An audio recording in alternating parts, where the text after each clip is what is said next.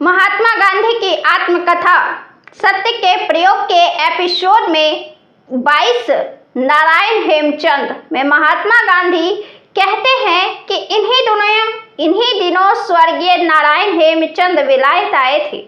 लेखक के रूप में मैंने उनका नाम सुन रखा था। मैं उनसे नेशनल इंडियन एसोसिएट की मिस मैनिंग के घर मिला। मिस मैनिंग जानती थी कि मैं सबके साथ हिलमिल नहीं पाता। जब मैं उनके घर जाता तो मुंह बंद करके बैठा रहता, कोई बुलवाता तभी बोलता। उन्होंने नारायण हेमचंद से मेरी पहचान कराई। नारायण हेमचंद अंग्रेजी नहीं जानते थे। उनकी पोशाक अजीब थी। बेडौल पतलून पहने हुए थे, ऊपर सिकड़ों वाला, गले पर मैला बादामी रंग का कोट था। नेकटाई या कॉलर नहीं थे। कोट पारसी तर्ज का था पर बेढंगा था। सिर पर उनकी गूंथी हुई झब्बेदार टोपी थी। उन्होंने लंबी दाढ़ी बढ़ा रखी थी। कद इकहरा और ठिंगना कहा जा सकता था। मुंह पर चेचक के दाग थे। चेहरा गोल, नाक ना नुकीली ना चपटी। दाढ़ी पर उनका हाथ फिरता रहता। सारे सजे धजे लोगों के बीच नारायण हेमचंद विचित्र लगते थे और सबसे अलग पड़ जाते थे। मैंने आपका नाम बहुत सुना है, आपके कुछ लेख भी पढ़े हैं। क्या आप मेरे घर पधारेंगे? नारायण हेमचंद की आवाज कुछ मोटी थी। उन्होंने मुस्कुराते हुए जवाब दिया, आप कहाँ रहते हैं? स्टोर स्ट्रीट में। तब तो हम पड़ोसी हैं। मुझे अंग्रेजी सीखनी है, आप मुझे सिखाएंगे? मैंने उत्तर दिया, अगर मैं आपकी कुछ मदद कर सकूं तो मुझे खुशी होगी। मैं अपनी शक्ति भर प्रयत्न अवश्य करूंगा। आप कहें तो आपके स्थान पर आ जाया करूं। नहीं, मैं ही आपके घर आऊंगा। मेरे पास पाठमाला है, उसे लेता आऊंगा। हमने समय निश्चित किया। हमारे बीच मजबूत स्नेह गांठ बंध गई। नारायण हेमचंद को व्याकरण बिल्कुल नहीं आता था। वे घोड़ा को क्रियापद बना देते और दौड़ना को संज्ञा। ऐसे मनोरंजक उदाहरण तो मुझे कई याद है, पर नारायण हेमचंद तो मुझे घोट कर पी जाने वाले में थे। व्याकरण के मेरे साधारण ज्ञान से मुग्ध होने वाले नहीं थे। व्याकरण न जानने की उन्हें कोई शर्म ही नहीं थी। तुम्हारी तरह मैं किसी स्कूल में नहीं पढ़ा हूँ। अपने विचार प्रकट करने में मुझे व्याकरण की आवश्यकता मालूम नहीं हुई। बोलो, तुम बंगला जानते हो? मैं तो बंगला जानता हूँ। मैं बंगाल में घूमा हूँ। महर्षि देवेंद्रनाथ ठाकुर की पुस्तकों के अनुवाद गुजराती जनता को मैंने ही दिए हैं। मैं गुजराती जनता को कई भाषाओं के अनुवाद देना चाहता हूँ। अनुवाद करते समय मैं शब्दार्थ से नहीं चिपकता, भावार्थ देकर संतोष मान लेता हूँ। मेरे बाद दूसरे भले ही अधिक देते रहे। मैं बिना व्याकरण के भी मराठी जानता हूँ, हिंदी जानता हूँ और अब अंग्रेजी भी जानने लगा हूँ। मुझे तो शब्द भंडार चाहिए। तुम यह ना समझो कि अकेली अंग्रेजी से मुझे संतोष हो जाएगा। मुझे फ्रांस जानना है और फ्रेंच भी सीख लेनी है। मैं जानता हूँ कि फ्रेंच साहित्य विशाल है। संभव हुआ तो मैं जर्मनी भी जाऊंगा और जर्मन भाषा सीख लूंगा। नारायण हेमचंद की वाकधारा इस प्रकार चलती ही रही। भाषाएं सीखने और यात्रा करने की उनके लोभ की कोई सीमा न थी। तब आप अमेरिका तो जरूर ही जाएंगे। जरूर। उस नई दुनिया को देखे बिना मैं वापस कैसे लौट सकता हूँ? पर आपके पास इतने पैसे कहाँ हैं? मुझे पैसों से क्या मतलब? मुझे कौन तुम्हारी तरह टिमटाम से रहना है? मेरा खाना कितना है और पहनना कितना है? अपनी पुस्तकों से मुझे जो थोड़ा मिलता है और मित्र जो थोड़ा देते हैं वह काफी हो जाता है। मैं तो सब कहीं तीसरे दर्जे में ही जाता हूँ। अमेरिका डेक में जाऊंगा। नारायण हेमचंद की सादगी तो उनकी अपनी ही चीज थी। उनकी निखलिसता भी वैसी ही थी। अभिमान उन्हें छू तक नहीं गया था, लेकिन लेखक के रूप में अपनी शक्ति पर उन्हें आवश्यकता से अधिक विश्वास था। हम रोज मिला करते थे। हमें विचार और आचार की पर्याप्त समानता थी।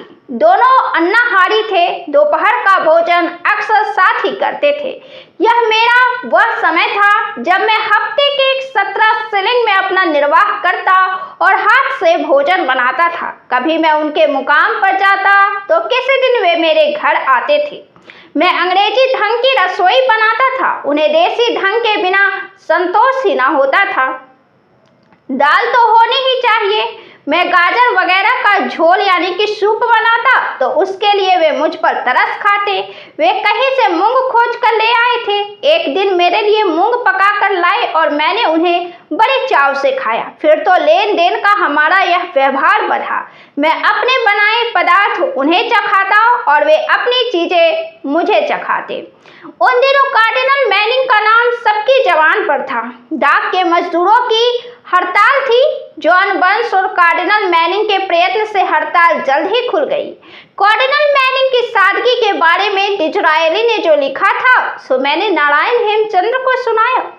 तब तो मुझे इन साधु पुरुष से मिलना चाहिए। वे बहुत बड़े आदमी हैं। आप कैसे मिलेंगे? जैसे मैं बतलाता हूँ, तुम मेरे नाम से उन्हें पत्र लिखो, परिचय दो कि मैं लेखक हूँ और उनके परोपकार के कार्य का अभिनंदन करने के लिए स्वयं उनसे मिलना चाहता हूँ। यह भी लिखो कि मुझे अंग्रेजी बोलना नहीं आता, इसलिए मुझे तुमको दुभाषीय के रूप में ले जाना होगा।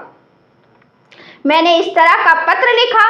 2-3 दिन में कार्डिनल मैनिंग का जवाब एक कार्ड में आया। उन्होंने मिलने का समय दिया था। हम दोनों गए। मैंने प्रथा के अनुसार मुलाकाती पोशाक पहन ली थी, पर नारायण हेमचंद तो जैसे रहते थे वैसे ही रहे। वही कोट, वही पतलून। मैंने मजाक भी किया। मेरी बात को उन्होंने हंसकर उड़ा दिया और बोले, तुम सभी लोग सब डरपोक हो। महापुरुष किसी की पोशाक नहीं देखते, वे तो उसका दिल परखते हैं।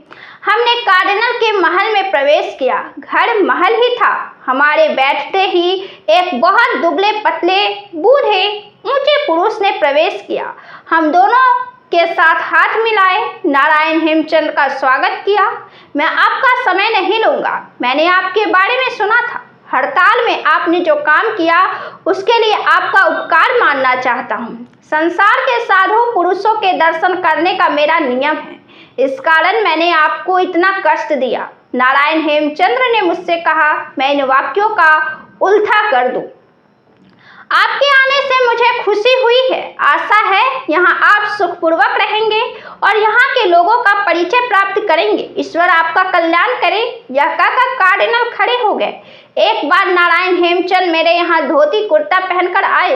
भली घर मालकिन में दरवाजा खोला और उन्हें देखकर डर गई।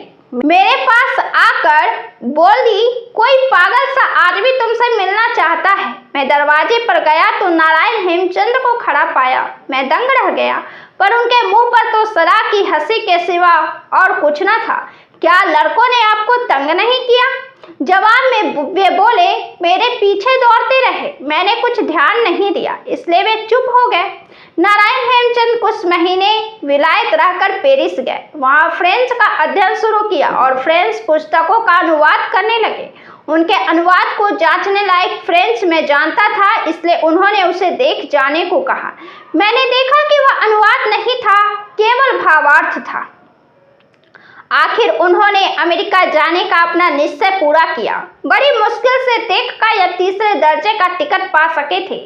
अमेरिका में धोती कुर्ता पहनकर निकलने के कारण असभ्य पोशाक पहनने के अपराध में वे पकड़े गए थे। मुझे याद पड़ता है कि बाद में वे छूट गए थे।